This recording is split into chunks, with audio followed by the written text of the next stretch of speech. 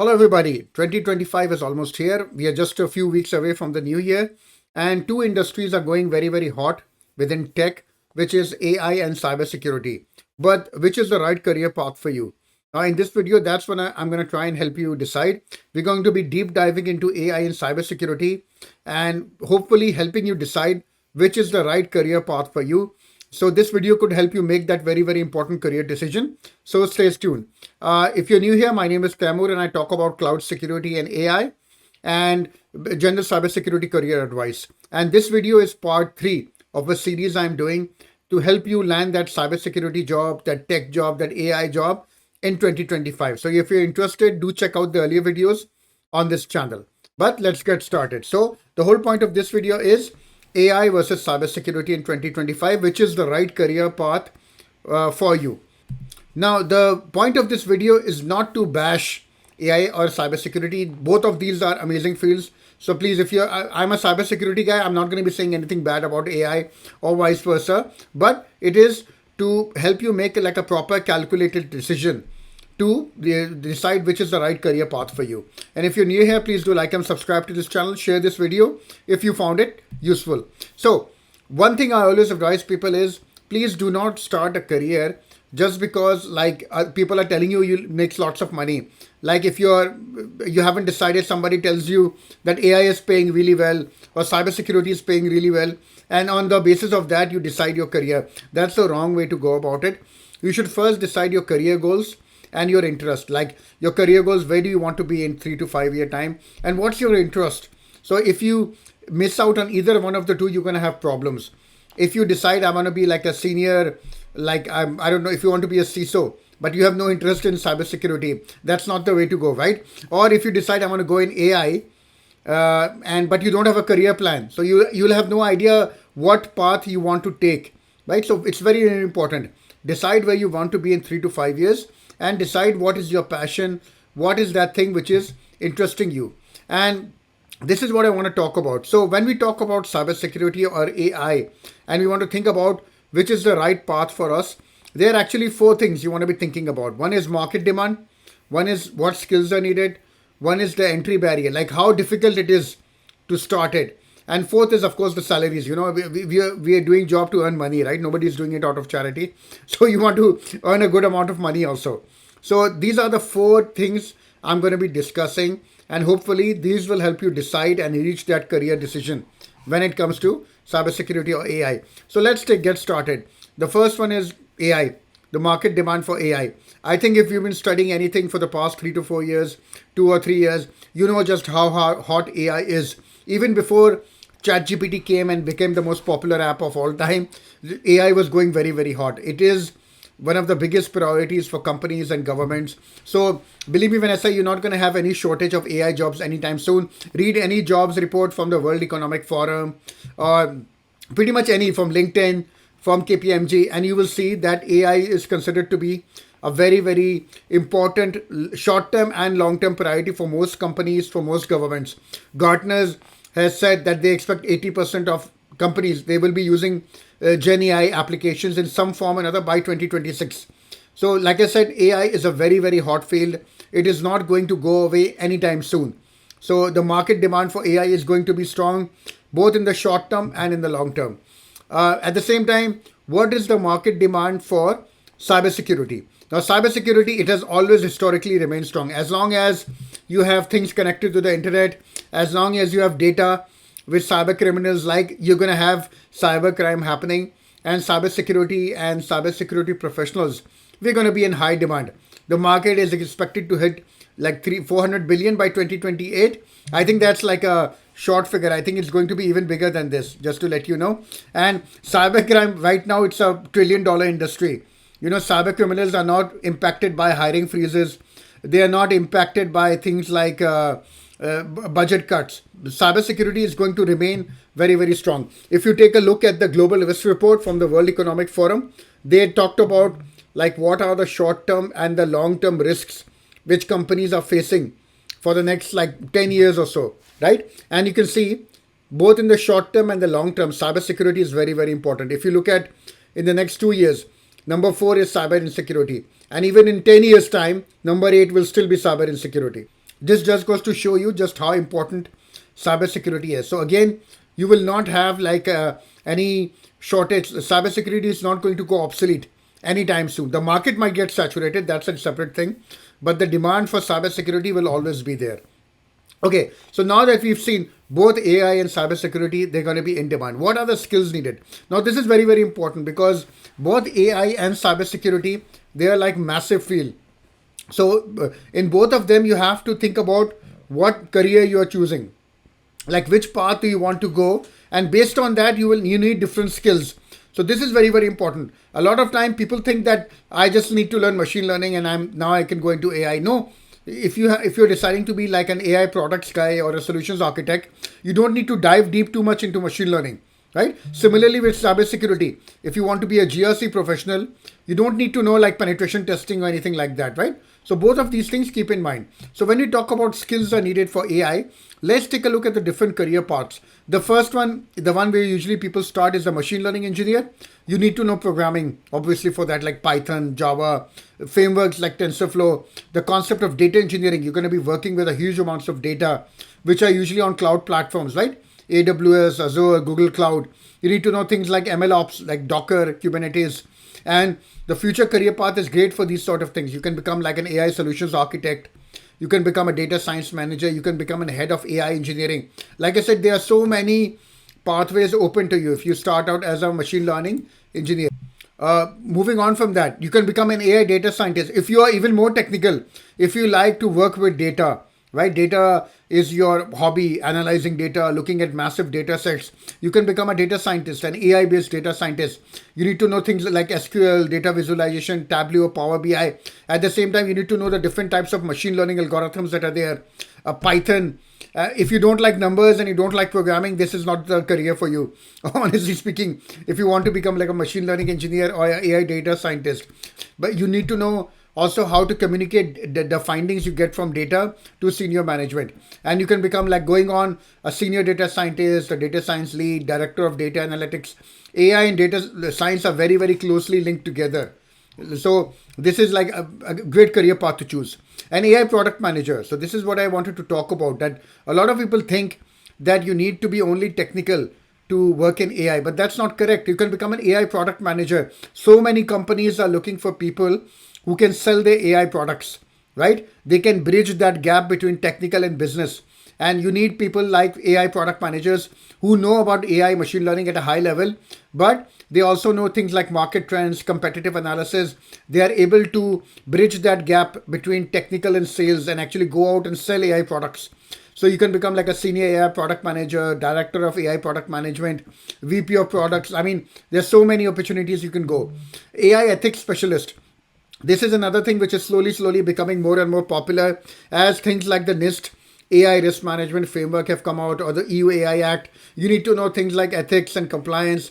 Analytical thinking is very important. You need to be able to understand what are the AI risks, right? The things like responsible AI. Does the AI have bias?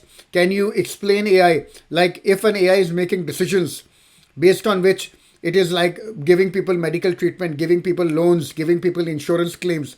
How is it reaching that decision? Is it reaching it in a fair way, or is it biased towards a particular group of people? A very, very critical field which is now becoming more and more popular. And it is companies who do not follow, they can get fined like anything. So this is very, very important. An AI ethics specialist or an AI governance specialist. And the future career path is again very, very like bright. You can become like a director of AI ethics, chief AI ethics officer, and on. So AI software engineer. Now AI software engineers, if you have like a programming background, a software development background, you can start out and software engineering AI applications. You need good skills in Java, Python, a knowledge of machine learning, cloud platforms, system design and scalability. So if you have a programming background, you can very easily transition into like an AI software engineer, and then going on becoming an AI solutions architect, a senior AI software engineer. So lots of career paths are there. An AI educator trainer. This is something I forgot to mention earlier. Because AI is becoming, it has rapidly grown so very, very quickly. A lot of companies, they are struggling to understand all these different AI concepts that have come out, like AI risk management, AI GRC, adversarial attacks. They need actual people who can teach them. And this is a new field, this is like a field which I'm seeing becoming very, very hot, like somebody who has deep domain knowledge of AI and machine learning concepts, and they can explain these technical concepts to different types of audiences, to the senior C executives, to the programming team, to the cybersecurity team. You should be able to create like courses, and explain these sort of concepts. And the career path is great. You can become a lead trainer. You can start your own company, becoming a freelance consultant. You can become a director of AI based courses, on and on. So, like I said, there are many, many diverse pathways present within AI. Do not think that is it just about machine learning and data science. Lots of career paths are there. So I hope this gave you a good idea of the different career paths that AI is able to provide you. Now let's take a look at cybersecurity. Similarly, cybersecurity has so many different career paths available. You can become like a cybersecurity analyst. Uh, these are usually the people who do the day-to-day operations. Things like endpoint security, vulnerability management, firewalls. The people who are sitting there, making sure that everything is properly working and configured. So you can start by getting the CompTIA Security Plus, and later on, think like something like the CISSP. You can go on and become a cybersecurity manager. So many routes for a lot of people. This is how they start within cybersecurity, by becoming a junior cybersecurity analyst, getting hands-on with all the different tools. If you you're not interested in these sort of tools, but you're more interested in incident response, responding to alerts, fighting cyber criminals, making sure that breaches do not happen, a SOC analyst. So this is where you need to have knowledge of incident response, SIM solutions, things like Splunk, QRadar. You should be able to work with them. You should be there are many certifications like the GISE Certified Incident Handler, EC Council, and the career path is great for this also. Yeah, you can become a SOC lead. You can become a head of incident response. This field is, it will become more and more integrated with AI, but I do not see like this field going away anytime soon, simply because you need people to help you respond to cybersecurity incidents. A cloud security engineer. This is pretty much what I do. Although I'm a cloud security consultant, but the people who are responsible for securing cloud environments, be it AWS, be it Azure, be it Google Cloud, you need to know things like automation, cloud configuration, infrastructure as code. You should have like a cloud specific certification, like the AWS security specialty or the Azure security engineer. You can have things like the CCSK, and you can go on and become a cloud security manager, a head of cloud security. The career paths are very, very varied. And cloud, again, just like AI, cloud is only going to grow. It's not going to go away anytime soon. Apart from that, a cloud security architect. If you're more hands-on, you can go on and become a cloud security architect also. This is somebody who has more experience. They're not at a junior level, and companies look for people who are able to threat model their architecture, who can show them what are the risks if they're planning to do, migrations of mission critical applications. You should be able to architect secure cloud workloads, show companies what are the threats, and you can do this as part of a company. You can even become a freelancer, independent consultants, and they earn like a huge amount of money. Cloud security architects, especially if you have a good portfolio with you, you can earn quite a lot of money. Governance, risk and compliance. Okay, let's say you're not technical, but you are interested in standards, PCI DSS, ISO, GDPR, EUAI Act. You can become a governance, risk and compliance person. Maybe you have a finance background and an auditing background. You can do something like the CISA or the C-Risk, and then you can go on to become the head of GRC consultancy after you've worked in this field. And this is great for people who are not that technical, but they are still interested in cybersecurity. So now these were all those different career paths which I talked about. Now let's talk about the entry barrier. The entry barrier is, how difficult is it to break into these fields? Now let's take a look at both of them at the same time. Now with AI, it is medium to difficult, because AI is not unless you have those skills already present, machine learning, Python, data analysis, you're going to find AI difficult if you don't have a technical background, because it is a technical field. Honestly speaking, I'm not saying you cannot get those skills, right? You can go get a certification go get a program. But I want you to understand that the entry barrier for AI is a bit more difficult.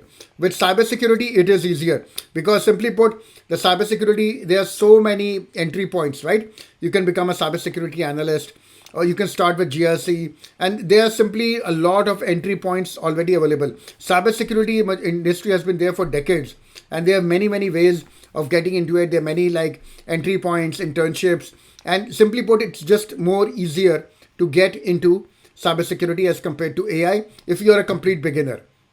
So that was from the entry point perspective. Let's talk about now the salaries, like how much money we can earn. Again, this is with AI. AI is very hot right now, and there is a general shortage. You can earn quite a lot of money with AI if you have those skills. I know people who have joined companies, they've left after 6 months, simply because they were getting so many job offers. I'm not saying that's the right thing to do. I'm just telling you because there's a shortage of AI professionals and they were getting so many offers. With cybersecurity, now this varies. Simply put, because of the tech layoffs, because of the entries to the market, with the salaries can vary. Because if you're a junior cybersecurity consultant, you might not earn that much. If you have doing something more specialized, like cloud security, penetration testing, you might get a higher entry salary. But I just want you to understand, because the market has become more saturated over the years, simply because of so many people joining, so many people getting laid off, and because of the easier entry barrier with cybersecurity. So the salaries can vary quite a bit. With AI, it is more, there's a better chance of you earning more at an entry position with AI than cybersecurity. So, okay, so just to recap, we've covered now 4 of those areas from AI and cybersecurity in 2025. What were those areas? We talked about market demand, the skills that are needed, the entry barrier, how easy it is, and of course, the salaries. Now, I hope this has given you a better idea. But remember what I talked about at the start, which is you have to think about 2 things. That is your career goals and what interests you. Where you find that aligning, that is the path you should choose. Be it like a pen tester, be it an AI GRC, AI ethics specialist, but please keep that in mind. And then that will lead you to long-term career success also. Okay, so I hope this was good for you. I hope you've understood and you've got a better idea on various stands. If you like this video, do like and subscribe to this channel. Thank you very much, and I'll see you in the next video.